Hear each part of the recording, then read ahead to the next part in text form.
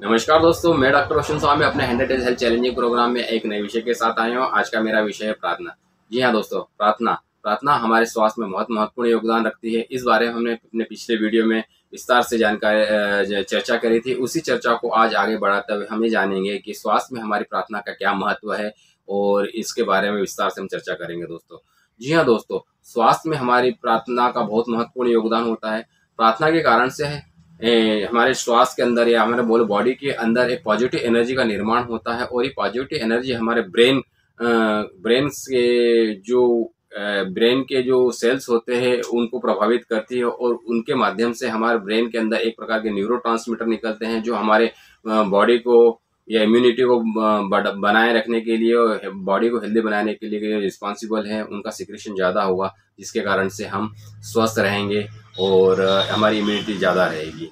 दोस्तों, ये जो एनर्जी होती है जो हम जिसको पॉजिटिव एनर्जी बोलते हैं, इसके जो वाइब्रेशन होते हैं, हम पॉजिटिव प्रार्थना करने के कारण से हमारे बॉडी के अंदर से पॉजिटिव एनर्जी का वेव्स निकलती है जो कहीं ना कहीं अपनी पॉजिटिव एनर्जी को अट्रैक्ट करते हैं। जो यूनिवर्स में जो हम जिसको बोलते हैं गॉड, परमेश्वर, पिता परमेश्वर बोलते हैं, पर ईश्वर बोलते हैं, उसकी जो पॉजिटिव एनर्जी होती है उस पॉजिटिव एनर्जी को अट्रैक्ट करती है और वो पॉजिटिव एनर्जी को अट्रैक्ट करने के कारण से उसमें हमारा ट्रांसफर होता है एनर्जी का, जिसके कारण से हम स्वस्थ और हेल्दी रहते हैं दोस्तों। तो हम प्रार्थना करेंगे तो पॉजिटिव एनर्जी हमारे बॉडी से निकलेगी और वो पॉजिटिव एनर्जी यूनिवर्स में पहले से जो उनको हम गॉड बोलते हैं, जिसको ईश्वर बोलते हैं, उससे एक अंश प्राप्त करेंगे जिसके कारण हम स्वस्थ रहेंगे। तो इसलिए दोस्तों हमें प्रार्थना करना जरूरी है। प्रार्थना का मकसद यह होना चाहिए कि आप जिस रूप में आप ईश्वर को मानते हैं उस रूप में ईश्वर के प्रति आप समर्पित होकर के पूरी उसकी आस्था के साथ, समर्पण के साथ यदि आप प्रार्थना करेंगे तो निश्चित रूप से वो एनर्जी का ट्रांसफर आपको मिलेगा, कुछ अंश आपको मिलेगा और एनर्जी का ट्रांसफर होने के कारण आप हेल्दी रहेंगे, स्वस्थ रहेंगे दोस्तों। तो अब जब भी प्रार्थना करें पूरे आत्मसमर्पण भाव से करें, पूरे मन से प्रार्थना करें तो निश्चित रूप से वो पॉजिटिव ऊर्जा जो ब्रह्मांड में रहती है आपको मिलेगी और आप स्वस्थ रहेंगे दोस्तों। तो प्रार्थना कैसे करें दोस्तों? प्रार्थना करने का तरीका सबसे अच्छा होता है, आप जब भी प्रार्थना करें ईश्वर के प्रति पूरी समर्पित होकर प्रार्थना करें।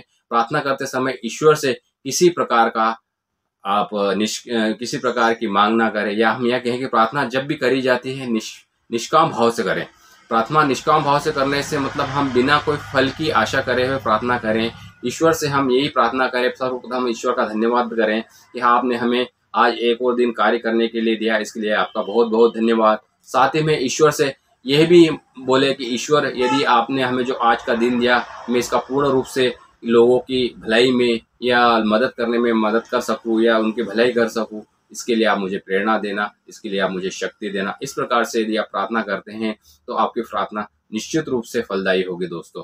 यदि आप इस प्रकार सुबह उठने के बाद प्रार्थना करते हैं और रात को सोने से पहले आपने जो भी दिन भर का आपका कार्य है उसको प्रभु के चरणों में समर्पित कर कर ये कहे कि प्रभु, आपने जो आज मुझे दिन दिया, मैंने अपनी सामर्थ्य के अनुसार, अपनी क्षमता के अनुसार, पूरी क्षमताओं के अनुसार पूरी कार्य करने की कोशिश करी है। इसके बावजूद भी यदि इसमें कोई कमी पेशी हो गई है तो मुझे क्षमा करें और मेरा मार्गदर्शन करें।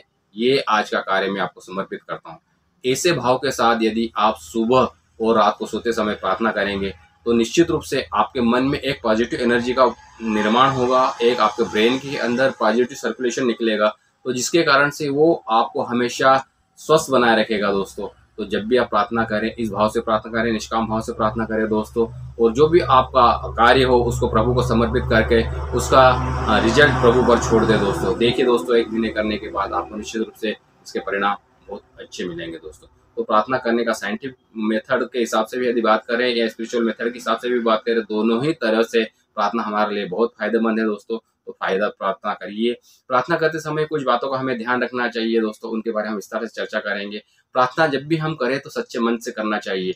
ऐसा करना चाहिए हम जिससे किसी प्रकार से हम अपने बच्चे, छोटे बच्चों को किस प्रकार से हम प्रेम करते हैं, ऐसा भाव रखकर हम ईश्वर से प्रार्थना करना चाहिए, यदि प्रेम करते हुए प्रार्थना करनी चाहिए।